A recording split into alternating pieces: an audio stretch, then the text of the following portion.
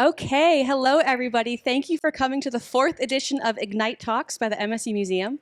We are very excited to have you here to listen to our student researchers tell you about the projects they've been working on. So I have a couple slides briefly to tell you a little bit about what Ignite Talks are, because these are very different from any other type of talk you may have seen before. So Ignite Talks give you 5 minutes to get across one big idea. You have 20 slides, but they auto-advance every 15 seconds. And as the students will tell you, the auto-advance is the hard part. Ignite as an idea started in San Francisco in 2006, and since then it has been in 350 cities across 6 continents. And we are the only one currently in Michigan. This is our 4th semester doing Ignite, and we're excited to do it a 5th time coming up in the fall. The students will not be doing that. That's only me. To do Ignite Talks at MSU, we have an open call for students doing research projects in any field, students at any level, graduate or undergraduate. Previous public speaking experience is not required. We do a research communication workshop with them and a dress rehearsal for them to feel comfortable up on the stage. And we select 10 research rock stars every time, and we are super excited for them to tell you about their work.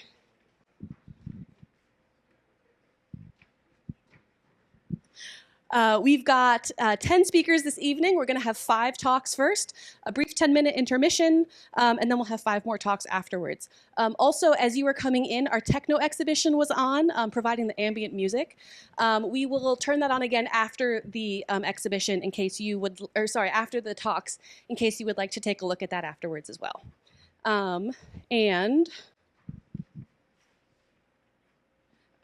With that, I'm going to hand it over to my colleague Natasha T. Miller, who's going to be emceeing for the students this evening.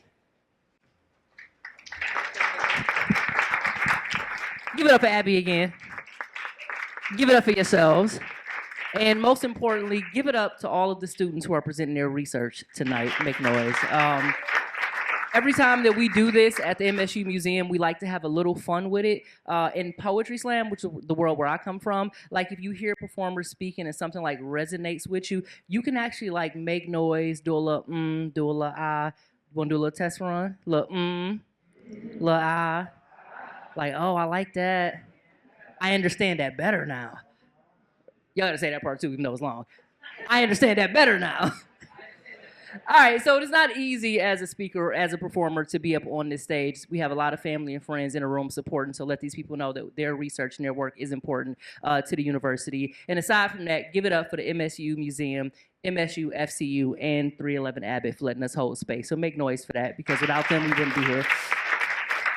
All right, so we're going to get right into the talks. I apologize if there's any way in which I pronounce your name incorrectly.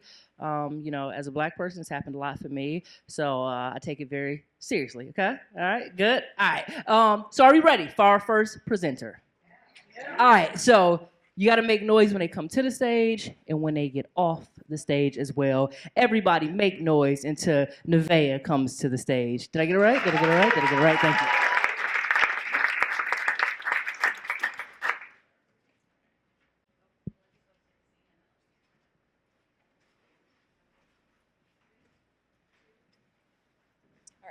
Danjo, welcome. My name is Nevaeh Ramon, and I'm a first-year master's student in the Arts, Cultural Management, and Museum Studies program. And today I want to talk to you about the concept of indigenizing, or increasing Indigenous community engagement in museums. Now, a key part of knowing about community engagement is knowing where you are. And in this country, every step that we take is a step on Indigenous land. Specifically, here in East Lansing, we're living and learning on land first cared for by the Anishinaabe communities, which includes the Ojibwe, Ottawa, and Potawatomi people. And in 1819, the state of Michigan entered into the Treaty of Saginaw with the Anishinaabe communities and received a total of over 4 million acres of land, including Lansing and the surrounding areas, which then moved Michigan onto the land that they would then grant to establish our university. And I find this history so important to share because myself, I am one of less than 150 identified American Indian students attending MSU today. And when I talk about community engagement, I like to acknowledge community visibility. Now, as many of us know, MSU was originally founded as an agricultural school, and so was our museum, as our collection objectives were originally designed to share our expertise gained from the experiences here at school. But there was a flaw in museums that couldn't be ignored, and that is that while they were built on this concept of sharing knowledge from gained experience, this knowledge has for a very long time been restricted to European and Western perspectives based on their experiences of communities that they deemed as other. And with a collection ideology like this in place, there is an estimated total of over 2.8 million ancestral remains and associated funerary belongings that were robbed from Indigenous graves in the United States alone. Unfortunately, Michigan State University was not an exception to this history. Of that total number, we held approximately 3% of those stolen belongings and remains. And it wasn't until the 90s that those holdings became addressed in collections as in a moral and in a legal interest in the United States when the National Park Service actually stepped up with a new law protecting Native American communities from any more of this particular institutional harm, and additionally pressured museums to return ancestors and their belongings in a timely and culturally considerate manner. So, it was in the 1990s that this new law was put into place and the rediscovery of remains began happening across the country in museums. But here at MSU, there was about a 30-year pause in the process of discovering and returning remains to communities, which caused a lot of harm and broke a lot of relationships. And in our field, when we're rebuilding relationships, we have to address that history. We have to acknowledge and meet community needs, and we have to prioritize traditional knowledge over our own collection interests. And as academics, this can be a little bit uncomfortable. So the first step is always community engagement. And this is the first step in creating healthy relationships with tribal communities. And these relationships are a key part of contextualizing our collections, as well as refocusing our goals for representation. So one way that we've been actively working to reevaluate our collection objectives is by ensuring we're using an appropriate vocabulary as well as prioritizing traditional knowledge. For example, we're now using specific community names in addition to larger umbrella terms in an attempt to bring clarity to a collection that for a very long time has had an overwhelming lack of information. And it's not a huge surprise since a lot of collected objects in museums don't have very much documentation. However, it does become a huge problem for us when we're dealing with certain collections, specifically like this. This is the Summers collection. In it, we have 12 belongings, information on the donor, and a very detailed personal history on the collector, but nothing about who made them or where they came from, which means that really we can only contextualize about these belongings with our surface level knowledge. And we're an institution that's dedicated to expanding about learning, so this is limiting our authenticity. So again, we need community, because without their traditional knowledge, what we know is really just the tip of the iceberg. So once again, expanding what we know about our collections points in the direction of authentic community engagement, which means that we kind of have to change the way that we practice science. Some of these changes can be made on a smaller level, like increasing traditional medicines in museums or changing the way that we use archival materials, such as natural breathable materials. But it can also mean intentionally creating culturally considerate spaces that ensure that communities feel welcome when they're participating with an institution like ours that's caused harm. And these changes in the relationship building process have led to tangible results, not only in our compliance with federal law, but also in our retention of real relationships with tribal communities across Michigan. And now it's our goal to continue expanding these relationships to tribal communities across the United States. So I'm super thankful that I get to work with a museum that's so dedicated to a goal like this, and I'm very thankful that you all came out and listened to me talk about it today.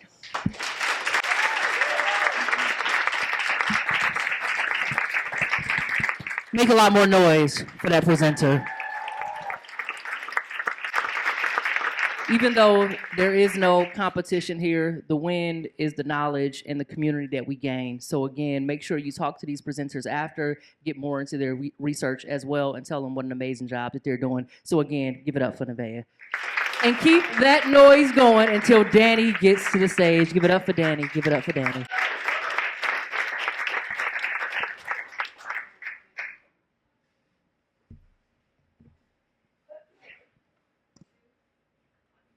Welcome to my talk on one of the most critical challenges that we face in shaping our renewable energy transition and in turn the fate of our planet.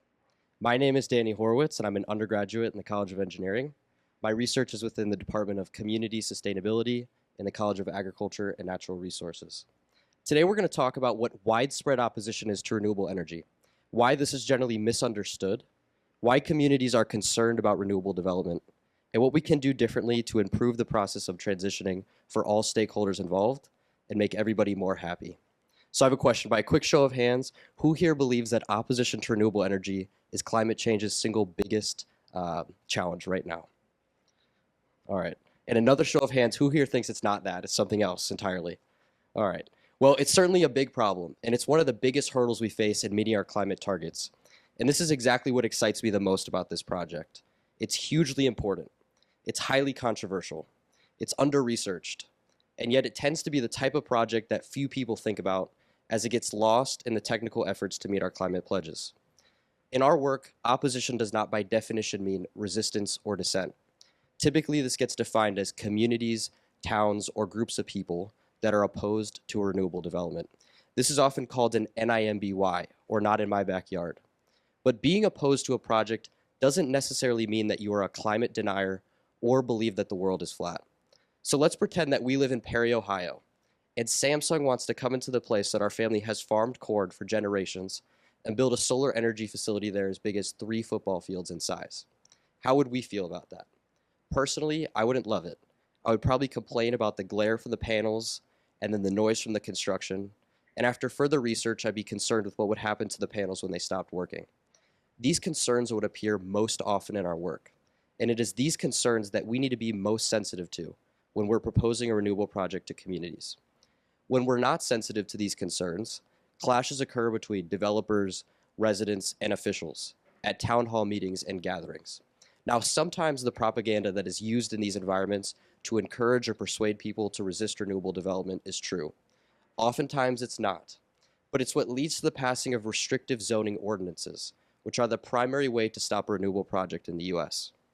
It also wasn't clear in our work whether those opposing projects outnumber those who support them. And we can confidently say that those opposing projects appear to be louder and better organized. And so this is where our work comes into play. We're doing what no one has ever done before and started identifying these organized groups that are operating online, both those in support of projects and those opposed to them.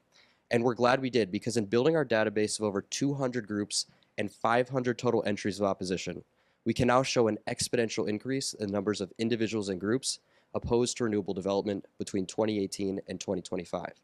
These numbers enable us to understand the types of projects that are meeting the most opposition and understand more about why that happens. And we can also identify the developers that are meeting the most backlash and uncover the reasons behind it.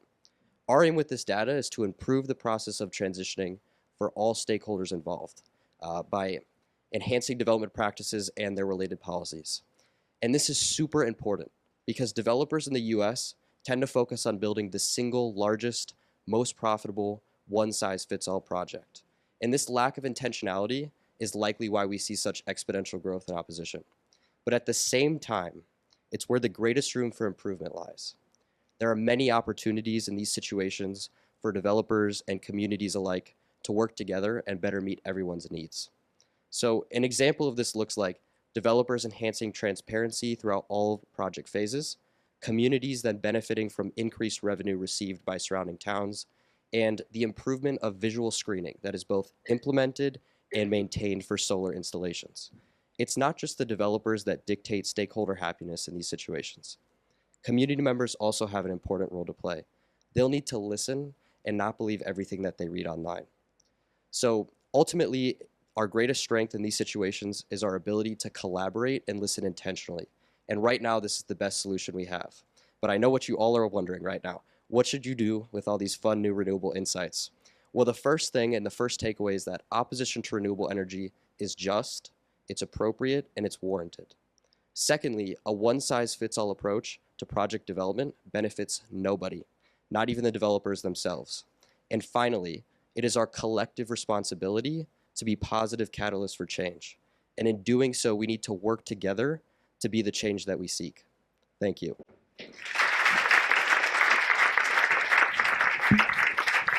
Make more noise for Danny.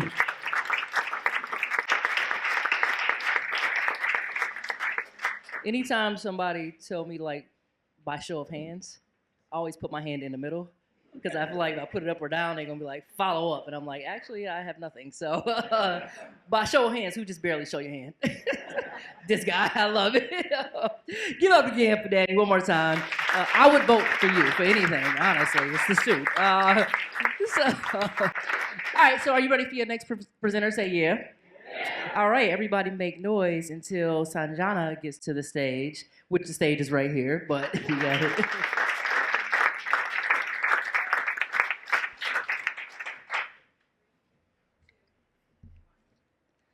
What if a simple checklist and a conversation with the doctor could save your life? Too often, patients with diabetes leave their appointments confused about their medications.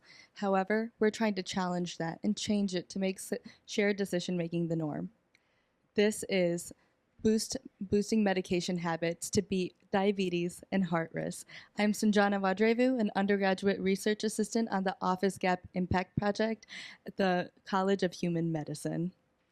Millions of people struggle to take their medication as prescribed, but people don't intentionally do this. Maybe they forget, maybe they lack understanding, but not taking your medication can really lead to serious health issues and negative health outcomes. Diabetes isn't only about sugar, it's much more. It's heart disease, it's stroke, it's kidney failure.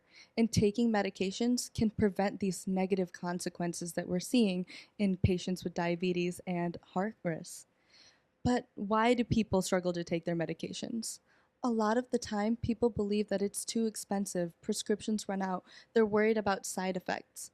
But taking these medications will prevent these negative outcomes, and addressing these barriers addresses adherence. But we really want to move away from that traditional office visit, where a doctor is just listening to a patient and the patient is just nodding when the doctor's explaining. It isn't helpful. But by implementing shared decision making, we can develop change.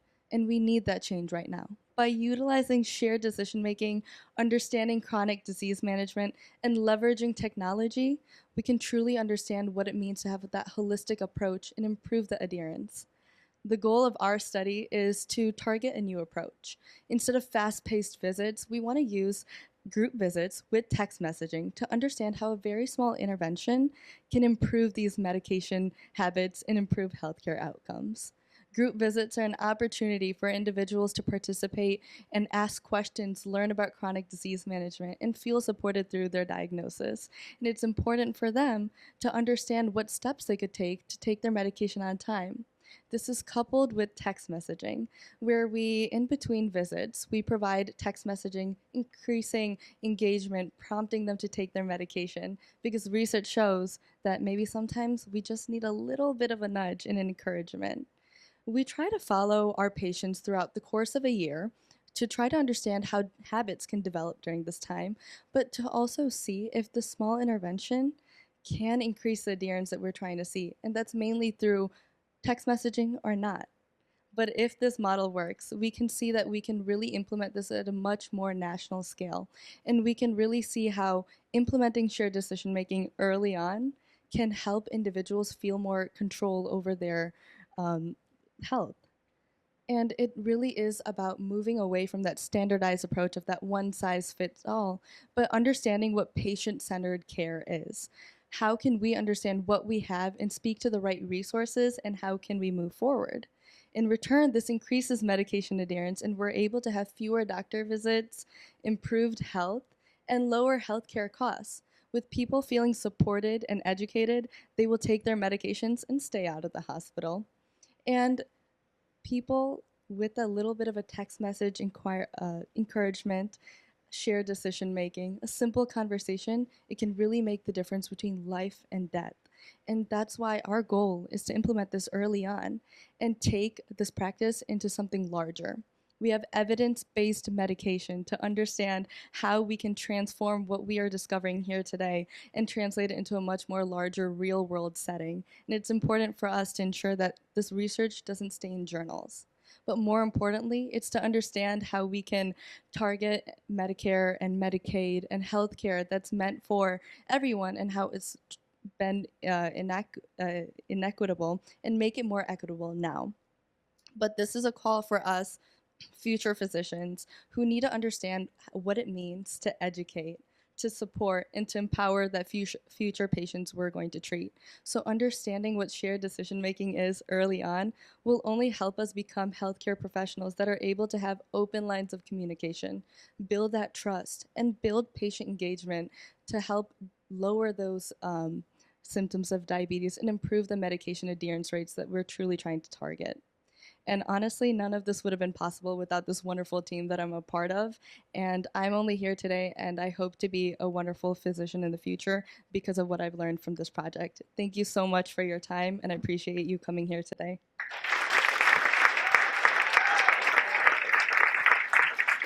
Give it up for the presenter again.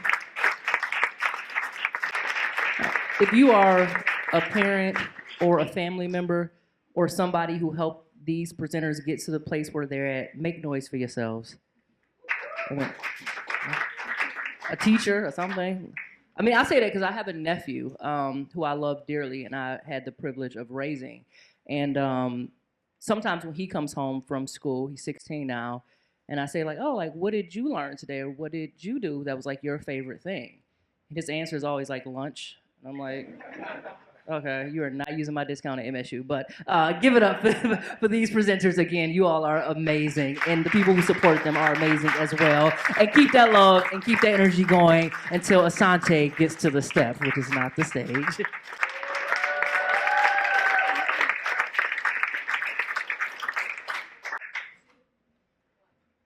Hi, my name is Dennis Asante, a first-year PhD student in the Department of Civil and Environmental Engineering.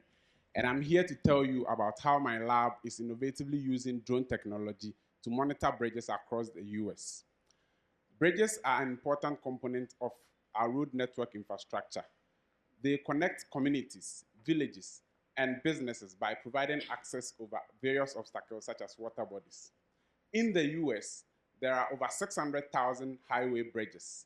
And out of these 600,000 highway bridges, a publication by the National Bureau of Transportation Statistics indicated that about 30,000 of these bridges are in poor condition. One major reason why this is so is because over 42% of these bridges are more than 50 years old. And just like us, bridges age and weaken with time. Another major reason why these bridges are in poor condition is because of erosion, as it silently eats away the soils underneath the bridge abutment and other support systems.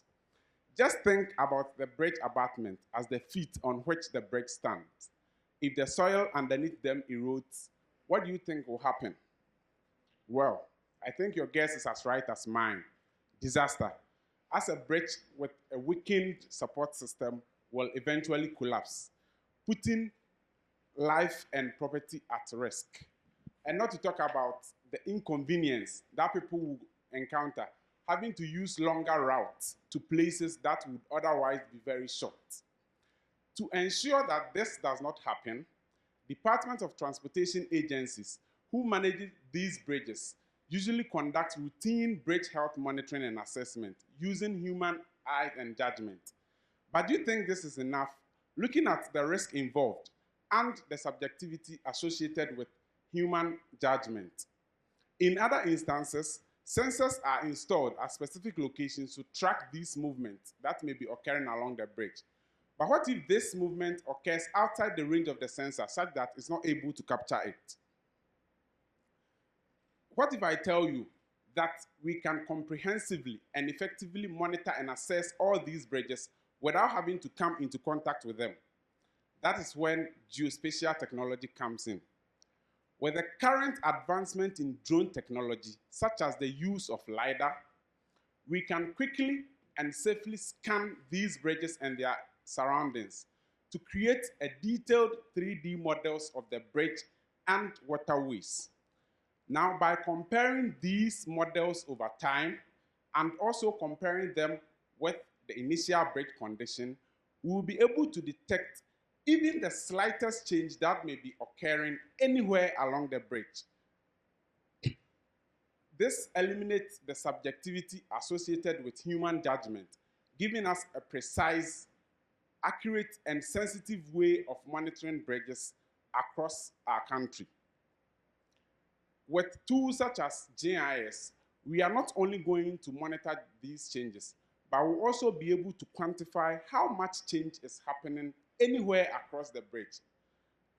And by so doing, we'll be able to get data on where, when, and how much change is occurring anywhere across the bridge. I am glad to tell you that we have applied this method in quantifying erosion along the abutment of 2 bridges in the state of Alaska, which yielded very positive results. But the question is, are we just stopping at these 2 bridges? The answer is no, as we are working to apply this method to quantify such changes across bridges all around the US with ongoing projects in the state of Minnesota. I know some of you may be wondering, what if this change we are talking about happens suddenly, such as in an event of disaster? Well, that is when our method becomes even more sensitive in quantifying these changes and risk associated with whatever accident it's involved. Now, with this, our innovative tool, Department of Transportation agencies can be able to monitor these bridges and take proactive measures to make sure that our bridges are in safe conditions for use. Our ultimate goal is to automate this entire process such that we'll be able to produce an accurate and more reproducible workflow to ensure that our bridges are always safe. Would you trust AI and machine learning to keep our bridges safe? Thank you.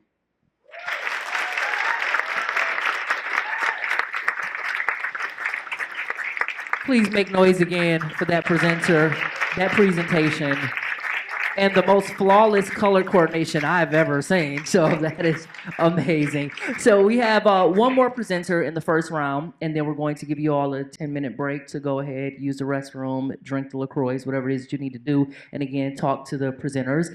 So our next presenter, make noise until Lily Christian, AKA Kaz, gets to the stage. Make noise, give it up, give it up, give it up.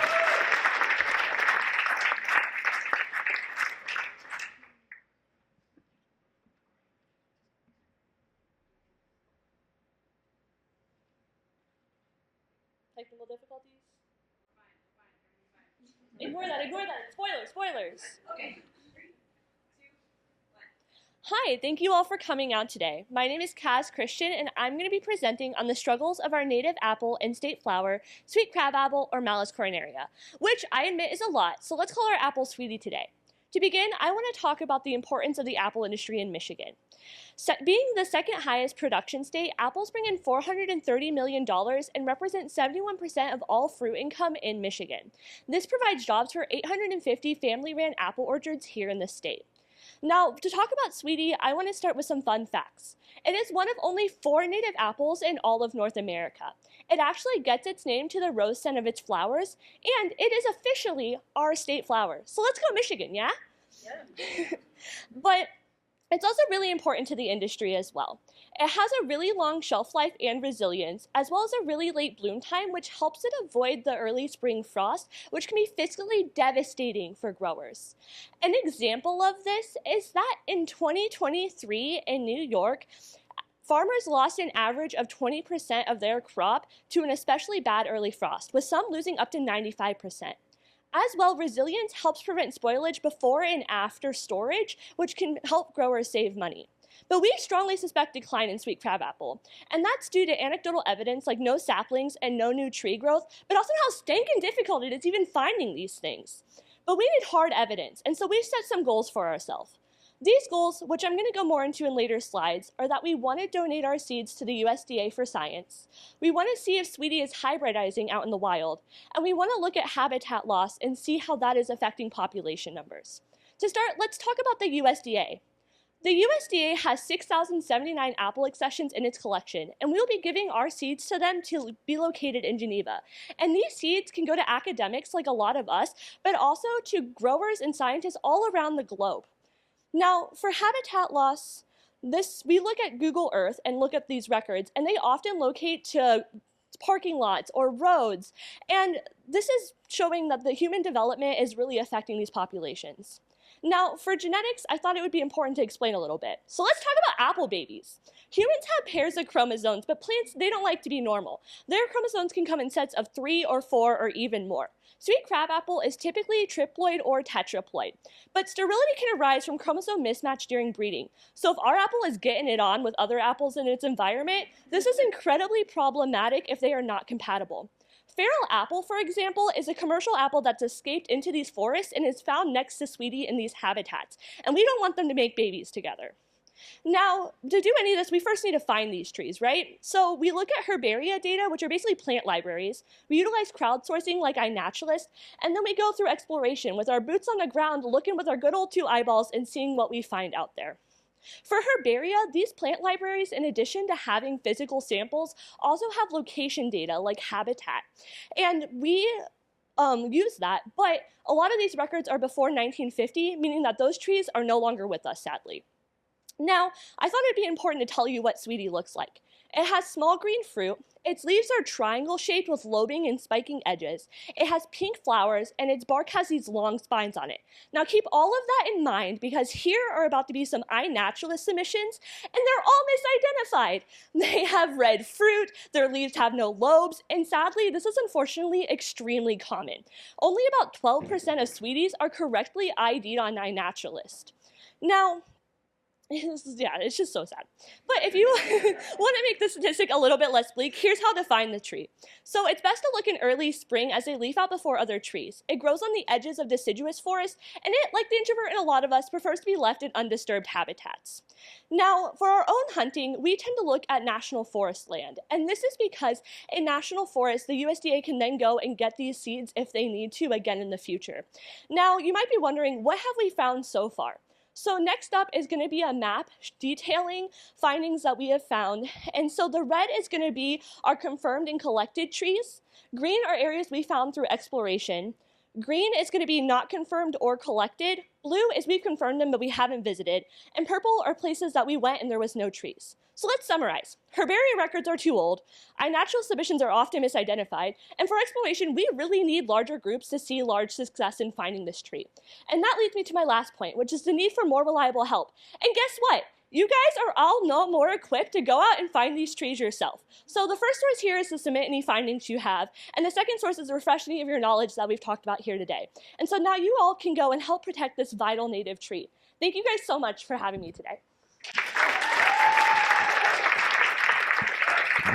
Make more noise for that performer, presenter.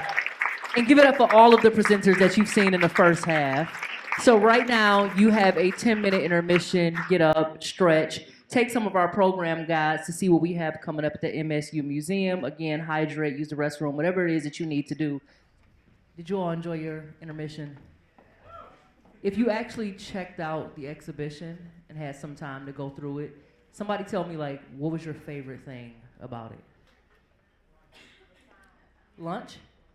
Okay, nephew. Okay, I love it. You've now adopted me. What else? The music? Like, again, if you don't know about the history of techno, this is a great exhibition to check out. Once and for all, give it up for Underground Resistance for even allowing us to have access to this type of music and this type of exhibition. And give it up for Abby Stevens, who makes this Ignite happen with MSU Museum, like time after time. We're so grateful to host it, yes.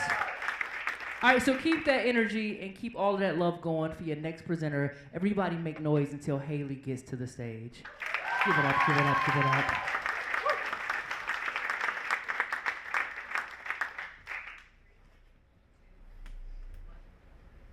Hello. Hi. My name is Hailey. I'm an MFA student in art, art history, and design, and a PhD student in forestry. Welcome to my talk. It is titled, What Are We Made Of? Envisioning Materials for a Sustainable Future. A landmark study in 2021 of 10,000 young people ages 16 to 25 from 10 countries across the globe revealed that 75% of participants were worried for the future due to climate change. If we look at this graph, anything that isn't purple means worry. And if you're squinting to try and see the purple, that's okay. There's not much there. Pretty much everyone is worried. These results leave troubling implications for the future, as prolonged levels of stress and anxiety are known to cause both physical and mental issues. And if bodily function and mental cognition is impaired, how are we supposed to improve our circumstances? Now, as a member of this demographic in 2021, I can attest to these feelings. At the time, I was getting my master's in material science, where I used microscopes to study metals. Yet, there were aspects of the future my research simply did not address. Furthermore, popular culture has a bad habit of almost exclusively depicting apocalyptic futures, feeding into the narrative that the end of the world is upon us and there is nothing we can do about it. But what if I told you that these depictions of the end of the world are inhibiting us from envisioning something else, something better? In 2024, the APA published an article highlighting the benefits of generating hope in today's chaotic world. Now, before I lose some of you, hope is not to be confused with its problematic cousin, optimism, which is just expecting things to work out without actually doing anything to make it happen. No, no, no. You see, hope is action-oriented, which means it is both generated by and generates action. And there is scientific evidence to support this. We are more likely to overcome barriers with hope by our sides. So, to practice this, I began collaborating with a composer and working with immersive technology. Together, we discussed current innovations in material science and imagined what the future would look like with those materials in it. We created a 360-degree immersive art installation, and each participant went in and was able to experience the world we had imagined, but from the perspective of the materials operating at the microscopic level, thus switching the sense of scale. Each question was paired with the material. Each material is paired with a question. And while that question suggested how the material would function, it also suggested how we would have to function as active participants in this sustainable future. Therefore, the piece titled, "What Are We Made Of?" posed a double question. On the one hand, it asked us to examine the materials that currently make up our world. On the other, it asked us to reflect on the will of humankind as if it were a material. Will we remain brittle in our ways until we are broken? Or will we modify our mentality and write for a future we actually want to see? Making What Are We Made Of helped me generate hope. And I've used that hope to springboard the research that I do today. So with the last minute of my presentation, I would like to spread some hope with all of you and share a little bit of the installation.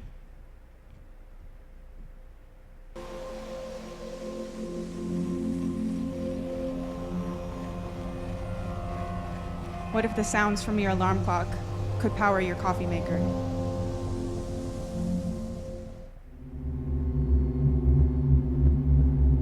What if materials could shapeshift?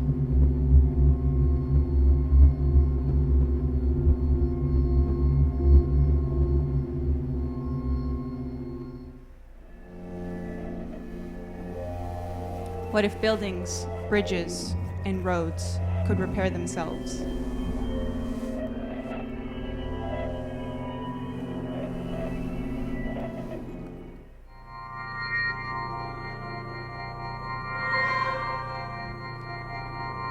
What if your entire closet was comprised of a single set of fibers?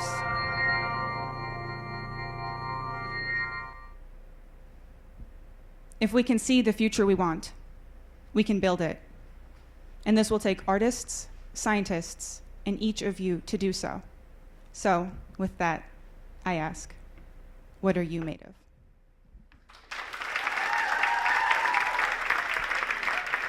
Make noise for that presenter again. Make more noise for that presenter.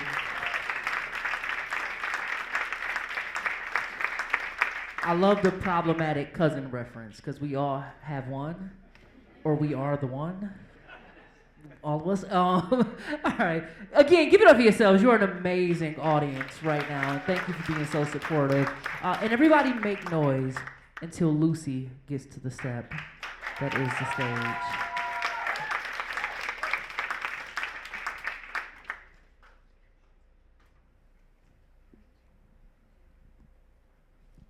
Thank you for joining us tonight. I'm Lucy, an MD PhD student in biomedical engineering and the College of Human Medicine.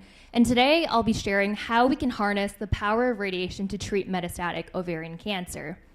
But first, let's meet Shannon Miller. Shannon is a 7-time U.S. Olympic medal gymnast. She's also a mother and cancer survivor. And in 2011, she was diagnosed with a rare form of ovarian cancer. And in the months leading up to her diagnosis, she experienced fatigue, bloating, and pelvic pain. And it didn't cross her mind that this could have been cancer until after her diagnosis. And she almost canceled her routine appointment, but followed through as she's been an advocate for early screening. And after imaging, doctors found a baseball-sized cyst in her left ovary. And like her, many women often write off these symptoms as stress or period-related issues. And this often leads to diagnosis at an advanced stage. And prognosis for ovarian cancer is very poor because tumors tend to spread throughout the abdomen, coating other organs, and it makes treatment extremely difficult. But for Shannon, she was able to successfully remove her tumor, but the surgery also removed her left ovary and fallopian tube. And to clear up any remaining cancer cells, she underwent chemotherapy, where she experienced a host of other symptoms. But thankfully, Shannon is now cancer-free. But this isn't the case for most women. By the time this presentation has finished, at least 2 women would have been diagnosed with ovarian cancer.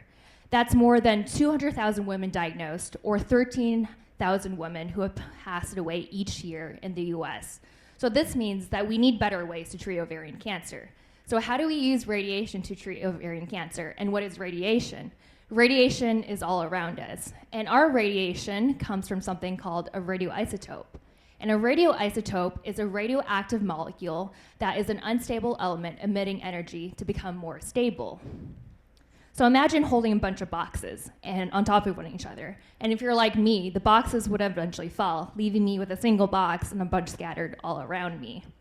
And we're particularly interested in alpha particles because they have the highest energy density, causing the most damage to cells, and they also have the most localized energy for the most accurate targeting.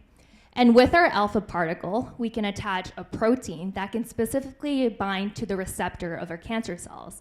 And this here is called an antibody, which is basically how a lock and key works. And it has both therapeutic and diagnostic functions. But here we're interested in the therapeutic function. And we're interested in using the Nexin A1 antibody that can bind to the lining of our blood vessels, and it can actively get funneled into the tumor space. From there, it can cause double-stranded DNA breaks, where it can cause kill the cancer cells, and it can also activate our own immune system for further clearance. And you might wonder, how can we make sure it's safe and effective? First, we characterize our molecular markers. Then we test them in cells, and then finally in our animal models. And we can track where our antibody goes by attaching a dye to it, where it can light up through fluorescence imaging. And we can also make our cancer cells light up with bioluminescence imaging, where we insert a component from fireflies into the cell's DNA. And our initial studies confirmed that our Nexin A1 antibody does in fact bind to our cancer cells. And when we compare these two imaging types, we can see that the Nexin A1 has 5 times more uptake than our control IgG that does not bind to cancer cells. So our next steps will be to treat our cells at varying doses. We'll allow the cells to incubate and grow to form colonies, then we'll stain and then count the cells. And once we confirm that it's working in cells, we can treat our mice with tumors at varying doses and timing and track them over time. And we expect that our treatment will be more effective at shrinking our tumors compared to our controls. So if this is effective, it means that ovarian cancer patients will have less adverse effects, long-term clearance, more effective cell killing, reduced rates of recurrences, and we would be able to image and treat at the same time. Of course, there are still some barriers to overcome before this can be used in clinic. This includes accessibility, affordability, and optimizing our clinical workflow, especially for the shorter-lived isotopes. And lastly, I'd like to thank everyone on this slide, the next slide, for making this work possible, especially to the team here at the Zin Lab, to the Age Foundation, to all the core facilities at MSU, PRISM, and to the Department of Energy. Thank you. A lot more noise for that presenter. The most important part about speaking is knowing that someone is listening. So if you learn something, turn to these presenters and say, I did. Say it a little louder, say, I did. Give it up for all of these presenters again. And make noise as V gets to the stage.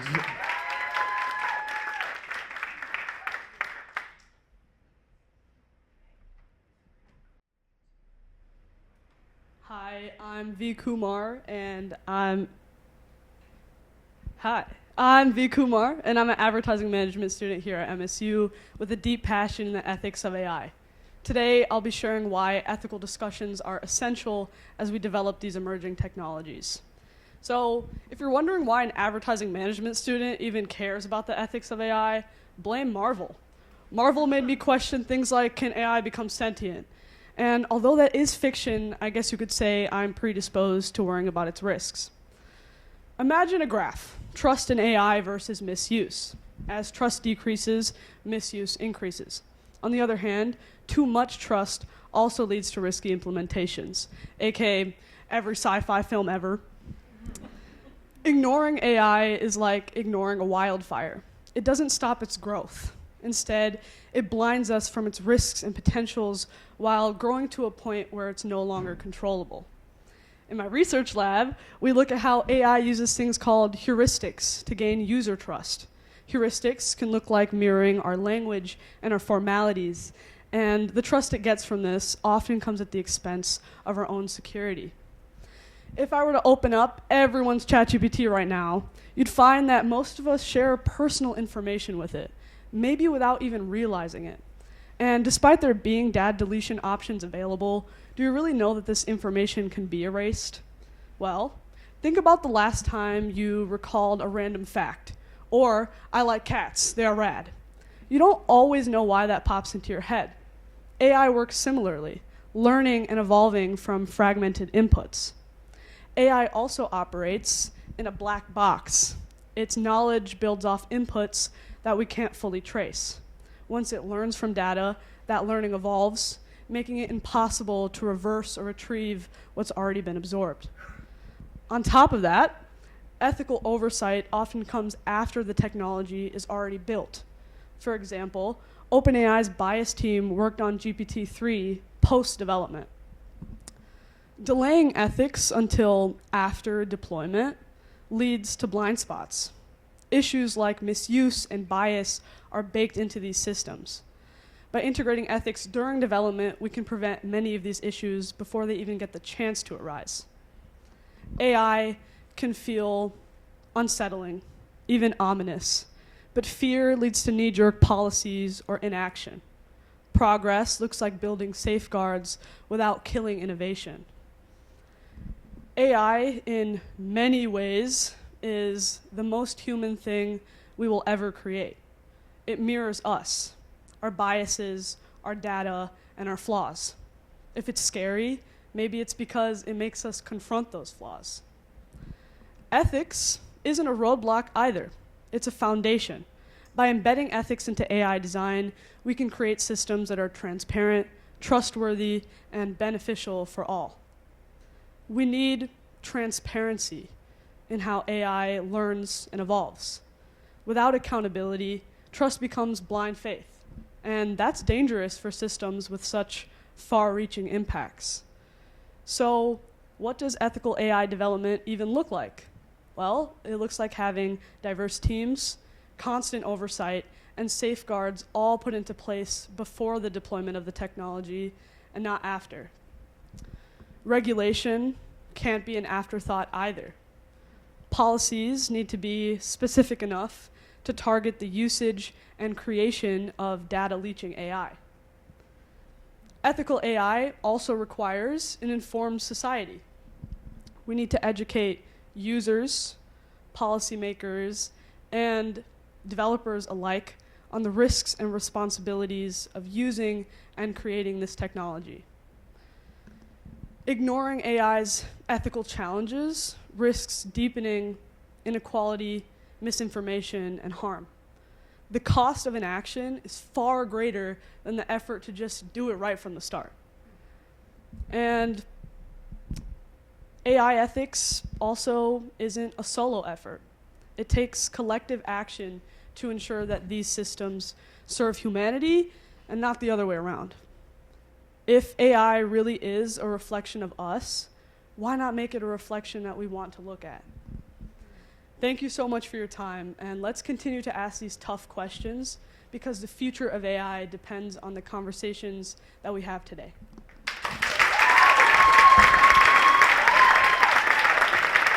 Make noise for that presenter again. What's the thing that you all hate most about AI? Other than the fact that I don't know how to use it because I'm old, but it is pretty creepy, right? Yeah, and you started with talking about Marvel. Who saw the new Captain America? Thoughts? No spoilers. I mean, this is not Twitter. Come on. You should have saw the movie already. It's been 8 weeks. All right, no spoilers, but the new Mission Impossible?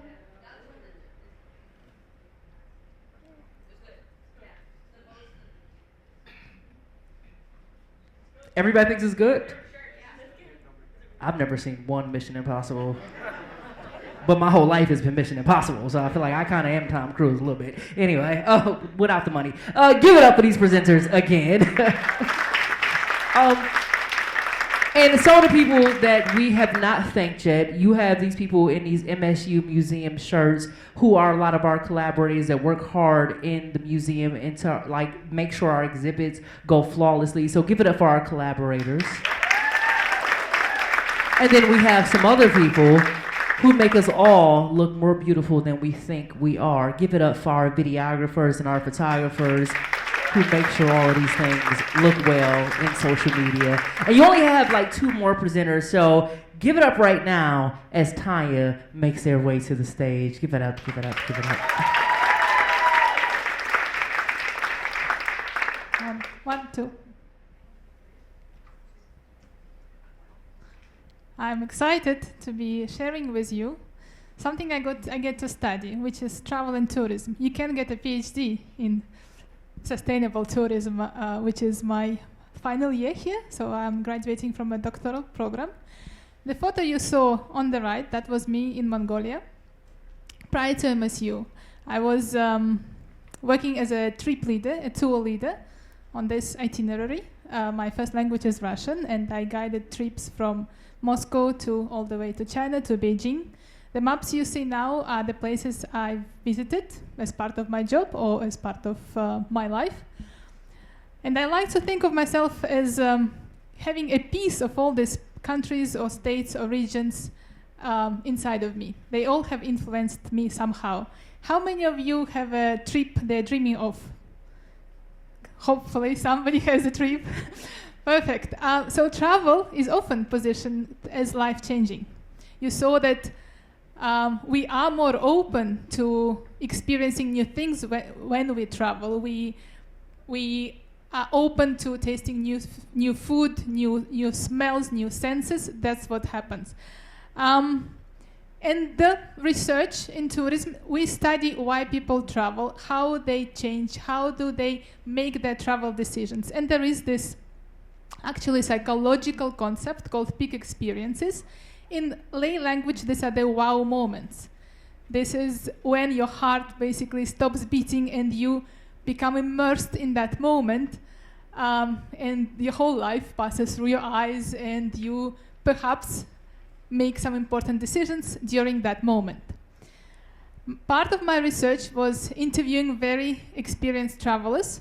In this case, this presentation is about tour leaders, trip leaders, who are often hidden behind the stages. They don't get the spotlight in travel.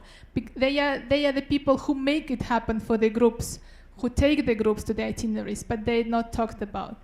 So people I interviewed collectively, they had 180 years of guiding experience. They've been collectively, well, on average, they've been to 50 countries each. Some have been to more than 100 countries. And I've been talking to them. What were your personal wow moments? You not as a guide, but you as a person.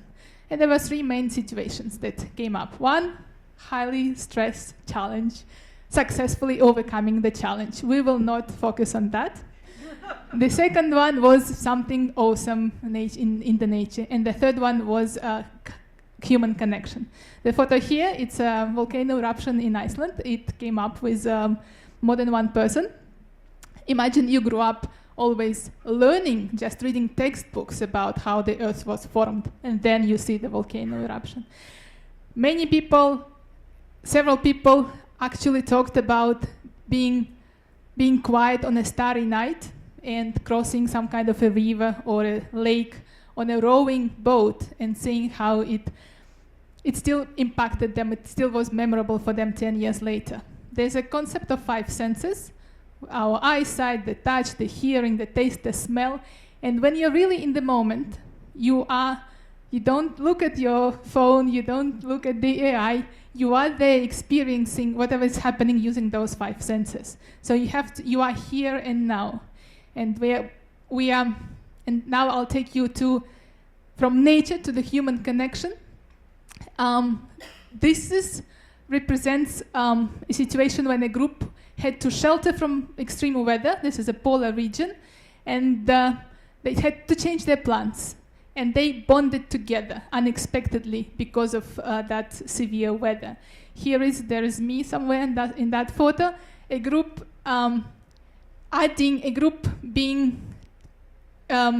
experiencing a festival, a wedding in India unexpectedly, and you saw the quote that the joy was not cosmetic, it was genuine emotions.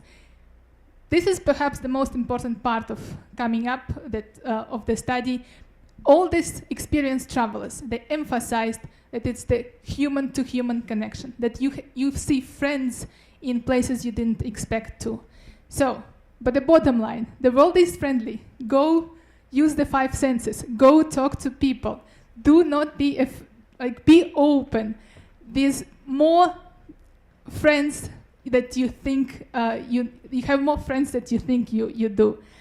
So keep calm and travel. And thank you very much. Make a lot more noise for that presenter. So a lot of this research is built on preserving things that we love, like humanity. So piggybacking off of that last presentation, is there a place that you visited that you want to preserve that activated all 5 of your senses?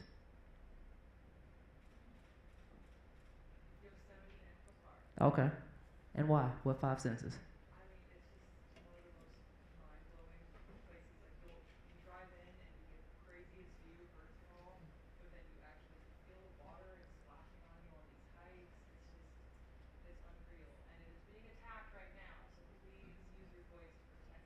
Absolutely. Give it up for that answer. Anybody else? Somewhere you visited that you love outside of the MSU Museum? Because we're here. Go ahead. Go. Okay. Reasons? It's the most beautiful place I've ever been. Okay. And what is it again? Say it louder. Okay. Okay. Give it up for that. Anybody else? Any reasons? Any times? Any places? Very randomly, I've been to almost all the countries in a lot of cities. Not to brag, I'm not Ellen, but I went to Columbus, Ohio last weekend. It's the most beautiful place you'd ever go to, right? And it's 3 hours away. It's the nicest people I had to Google, why are the people in Columbus so nice? And it took me to a Reddit thread. They are that nice. So I would like to preserve Columbus and the MSU Museum because I work here. So we have one last presenter. Everybody say one last presenter. All right, everybody make noise as Zainab gets to the stage.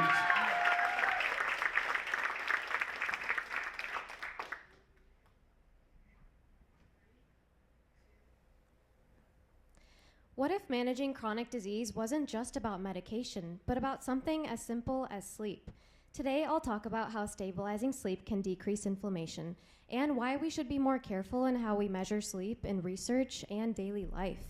We all know sleep is important for things like focus and memory, but it also plays a big role in the immune system. Poor sleep can make chronic diseases even worse, and we may be overlooking this. Inflammation is a key part of the immune system, but in some diseases like inflammatory bowel disease or IBD, inflammation goes into overdrive. Your body mistakenly attacks your own gut, causing lifelong symptoms such as diarrhea and abdominal pain. Could stabilizing sleep be a missing piece in decreasing inflammation? IBD affects millions worldwide, and medications and diet don't always help all symptoms. If poor sleep increases inflammation, then helping these patients find a way to stabilize their sleep schedule could be an unexplored way to improve IBD management. Your circadian rhythm is your body's internal clock that tells it when it's time to eat, sleep, and even fight inflammation. When it's misaligned because of things like erratic sleep schedules or late nights, inflammation becomes very bad. Disrupting sleep disrupts immunity. Research shows that your immune system follows a 24-hour cycle regulated by the same circadian genes. So there's no doubt that the two systems are interconnected. And when you lose one, you lose the other. Disrupting sleep disrupts immunity. Light is one of the most strongest signals for your circadian rhythm. It keeps it on track. Morning light treatment at the same time every day tells your body that that is a time you need to be awake and active, which can stabilize the sleep-wake cycle and help inflammation. To test all of these ideas, we designed a study to see if sleep stabilization can help IBD symptoms. We give patients a stable sleep schedule to follow every day with 1 hour of light treatment with these glasses. Our idea is that maybe this can help their symptoms. To make sure they were following their sleep schedule, we have them wear Fitbits.